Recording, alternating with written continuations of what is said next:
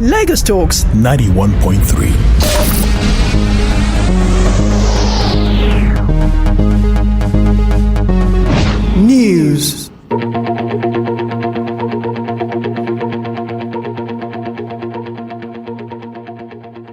The Federal Executive Council has approved the National Sports Industry Policy 2022 to 2026. Minister of Youth and Sports Development, Mr. Sunday Dare, who disclosed this yesterday, explained that the policy entails the building of a business model into Nigeria's sports development to allow private investments driven by incentives.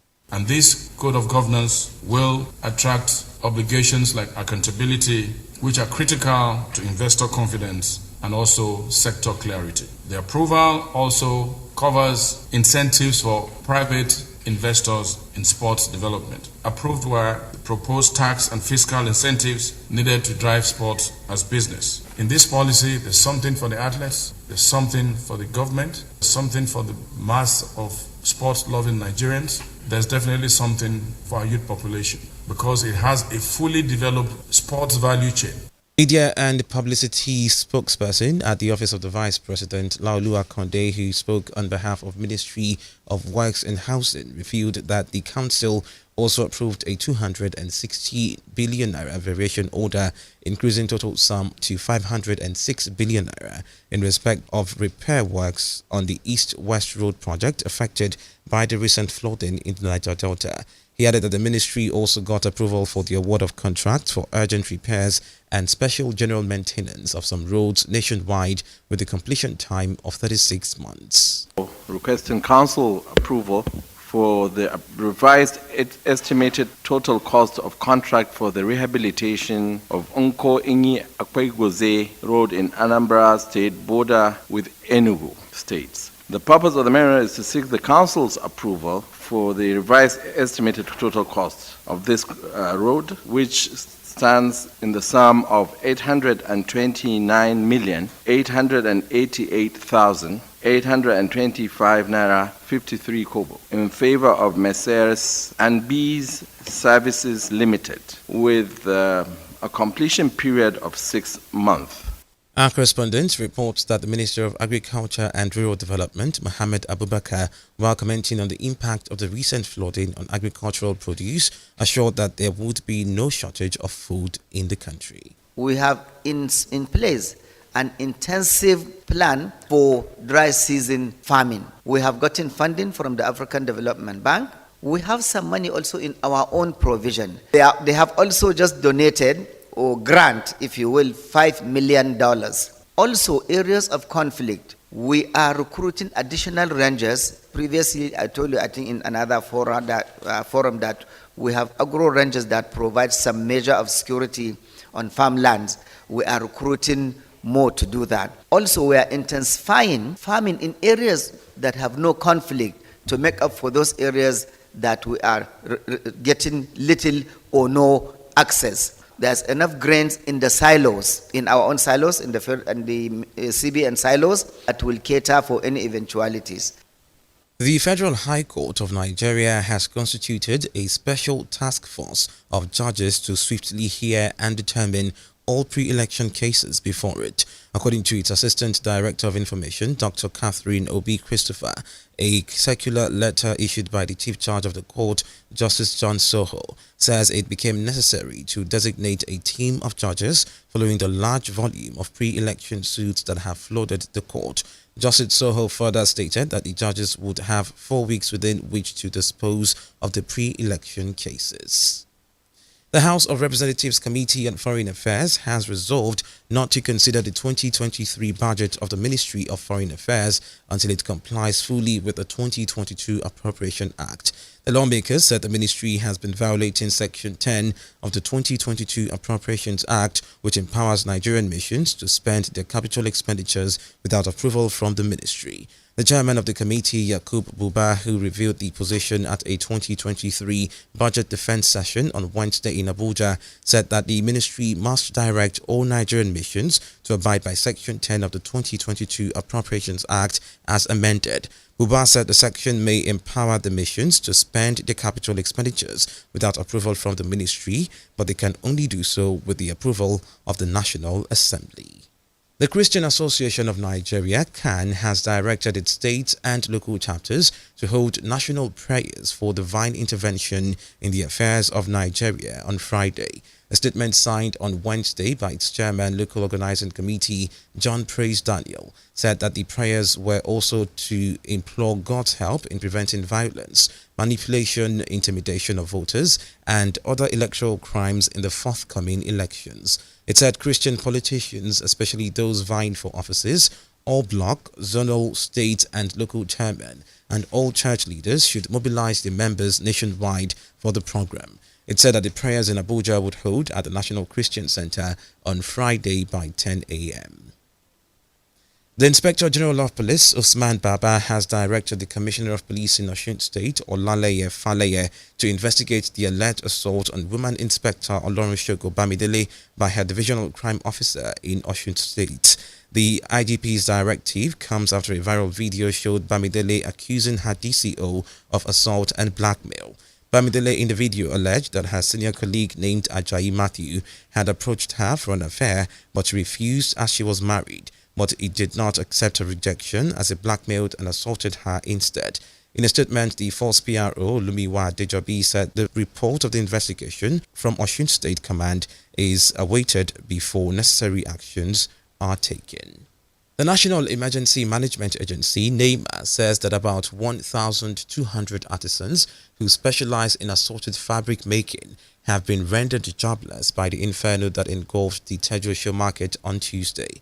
The Director General, NEMA Alhaji Mustafa Ahmed, said this in a post-disaster loss and needs assessment report on Wednesday in Lagos, where he was represented by Ibrahim Familoye, the Zonal Coordinator Southwest. Ahmed said that the fire, which cause cannot be confirmed, but rumored to have been caused by someone trying to fill up a working generator which caught fire along the line. He further confirmed that over 1,600 industrial, whipping and straight sewing machines were lost in the mid-afternoon fire disaster that struck the popular Tejo market.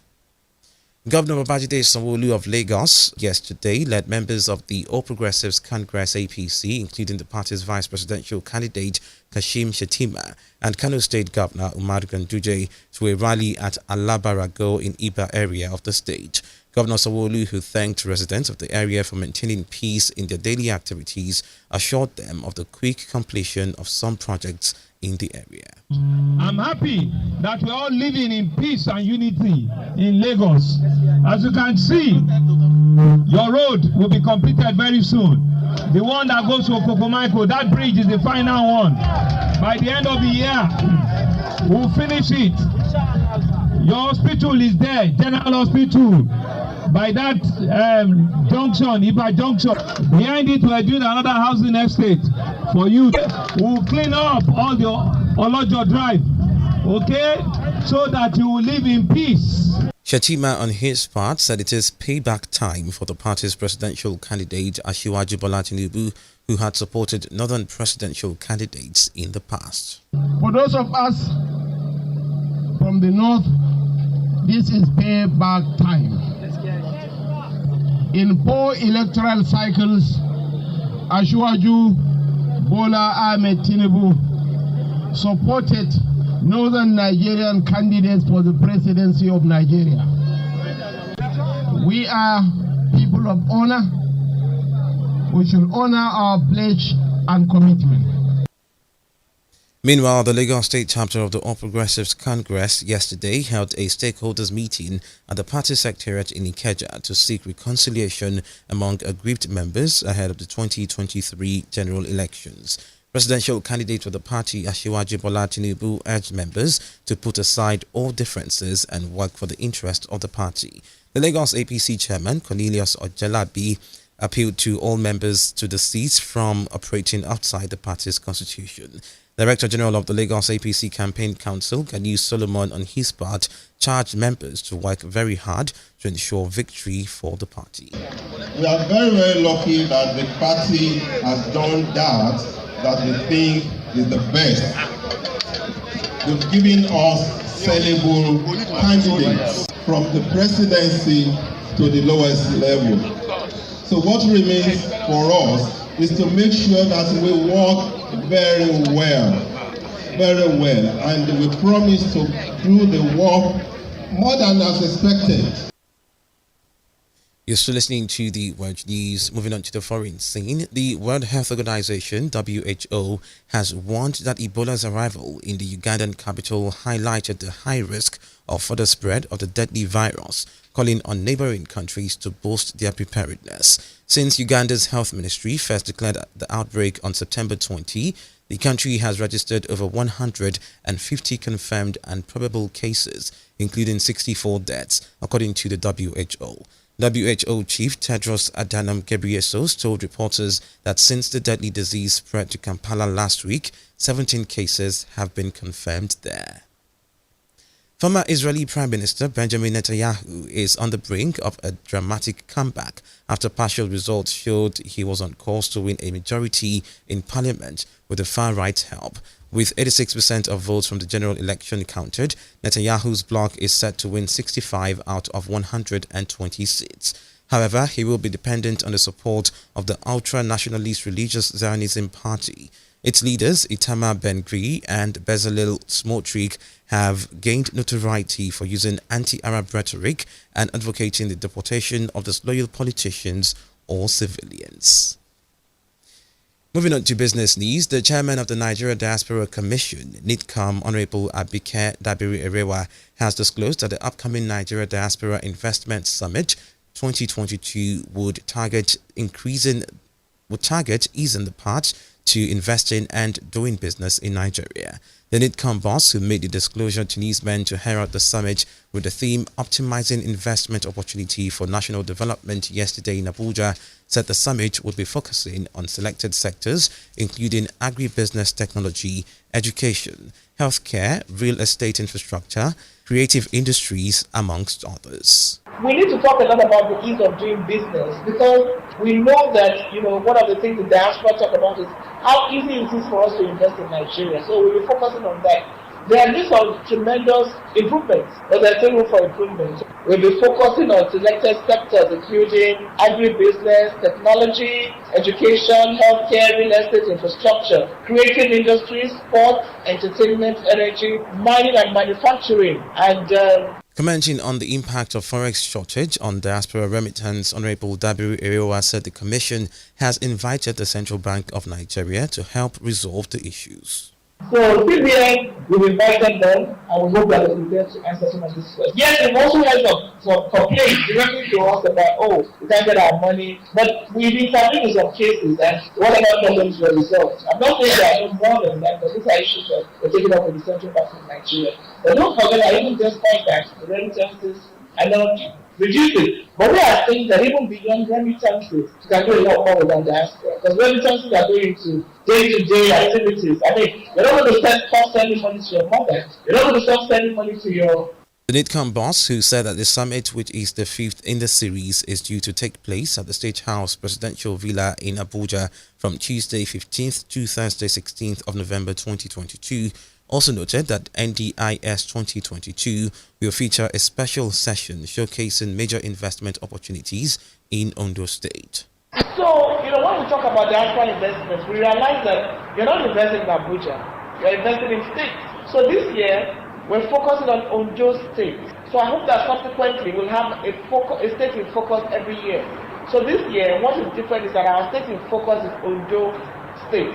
So Ondo State will be participating, and they'll be talking about the theme Develop Ondo 2.0, Hub of Investment Opportunities. Will be sponsored by the Ondo State government, and they'll be focusing particularly on Ondo Port Development Initiative. So anybody that wants to invest in Ondo State in terms of port initiative and others, this is a forum for you. And on to sport news. Nigerian club side Rivers United thrashed Al Nassr of Libya 5-0 in a CAF Confederation Cup playoff match on Wednesday, while Plateau United thrashed 4-1 Al Akada on the same day. Rivers United and Plateau United will hope to complete the job when the return fixture takes place in Libya on Wednesday, November 9th, 2022. The winner of both ties will book a spot in the group stage of the continent's second-tier club football competition. Qatar authorities have revealed that they have seized 144 counterfeit World Cup trophies, the latest raid on fakes hitting the market ahead of the football tournament that starts later this month. The Interior Ministry said officers launched an operation acting on a piece of information about a website that promotes the sale of cups that mimic the true shape of the World Cup. It released a photo showing the 144 life-size trophies laid out across the floor and stated that further legal procedures will be followed. The ministry did not say where the trophies were found nor whether suspects had been detained. Lagos Talks 91.3.